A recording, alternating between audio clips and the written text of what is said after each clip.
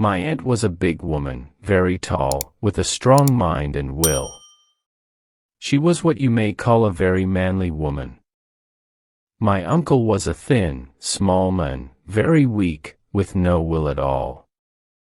He was no match for my aunt. From the day of their marriage, he began to grow smaller and weaker. His wife's powerful mind was too much for him. It undermined his health, and very soon he fell ill. My aunt took all possible care of him.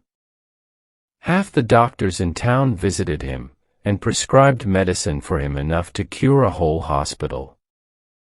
She made him take all the medicines prescribed by the doctors, but all was in vain. My uncle grew worse and worse, and one day she found him dead. My aunt was very much upset by the death of her poor dear husband. Perhaps now she was sorry that she had made him take so much medicine, and felt perhaps that he was the victim of her kindness. Anyhow, she did all that a widow could do to honor his memory.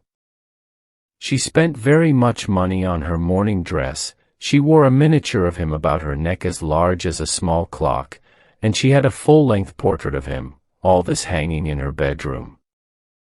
All the world praised her conduct. A woman who did so much to honor the memory of one husband deserves soon to get another, said my aunt's friends. Some time passed, and my aunt decided to move to Derbyshire, where she had a big country house. The house stood in a lonely, wild part of the country among the grey Derbyshire hills. The servants, most of whom came with my aunt from town, did not like the sad-looking old place. They were afraid to walk alone about its half-empty black-looking rooms. My aunt herself seemed to be struck with the lonely appearance of her house. Before she went to bed, therefore, she herself examined the doors and the windows, and locked them with her own hands. Then, she carried the keys from the house, together with a little box of money and jewels, to her own room. She always saw to all things herself. One evening, after she had sent away her maid, she sat by her toilet table, arranging her hair. Or in spite of her sorrow for my uncle, she still cared very much about her appearance. She sat for a little while, looking at her face in the glass, first on one side, then on the other. As she looked, she thought of her old friend, a rich gentleman of the neighborhood, who had visited her that day, and whom she had known since her girlhood. All of a sudden, she thought she heard something move behind her. She looked round quickly, but there was nothing to be seen. Nothing but the painted portrait of her poor dear husband on the wall behind her. She gave a heavy sigh to his memory, as she always did, whenever she spoke of him in company, and went on arranging her hair. Her sigh was re-accorded. She looked round again, but no one was to be seen. "Oh, it is only the wind," she thought, and went on putting her hair in papers. But her eyes were still fixed on her own reflection and the reflection of her husband's portrait in the looking-glass. Suddenly, it seemed to her that in the glass she saw one of the eyes of the portrait move. It gave her a shock. "I must make sure," she thought, and moved the candle so that the light fell on the eye in the glass. Now she was sure that it moved. But not only that, it seemed to give her a wink exactly as her husband used to do when he was living. Now my aunt got really frightened. Her heart began to beat fast. She suddenly remembered all the frightful stories about the ghosts and criminals that she had heard. But her fear soon was over. Next moment, my aunt, who, as I have said, had a remarkably strong will, became calm. She went on arranging her hair. She even sang her favorite song, Nello voice, and did not make a single false note. She again moved the candle, and while moving it, she overturned her workbox.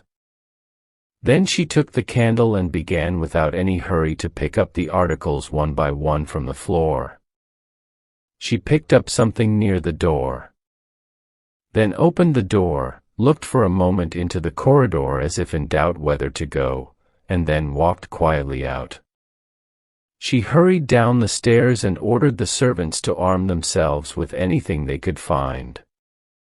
She herself caught up a red-hot poker and, followed by her frightened servants, returned almost at once.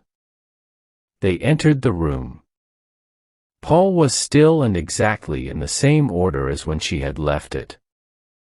They approached the portrait of my uncle. "Pulled down that picture," ordered my aunt. A heavy sigh was heard from the portrait.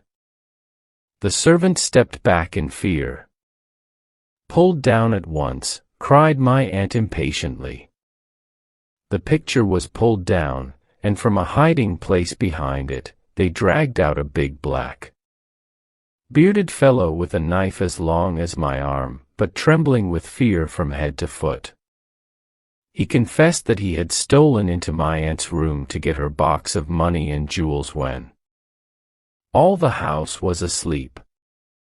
He had once been a servant in the house, and before my aunt's arrival had helped to put the house in order. He had noticed the hiding place when the portrait had been put up. In order to see what was going on in the room, he had made a hole in one of the eyes of the portrait. My aunt did not send for the police. She could do very well without them. She liked to take the law into her own hands. She had her own ideas of cleanliness also. She ordered the servants to draw the men through the horse pond in order to wash away his crimes, and then to dry him well with a wooden towel. But though my aunt was a very brave woman, this adventure was too much even for her. She often used to say, "It is most unpleasant for a woman to live alone in the country." Even after, she gave her hand to the rich gentleman of the neighborhood.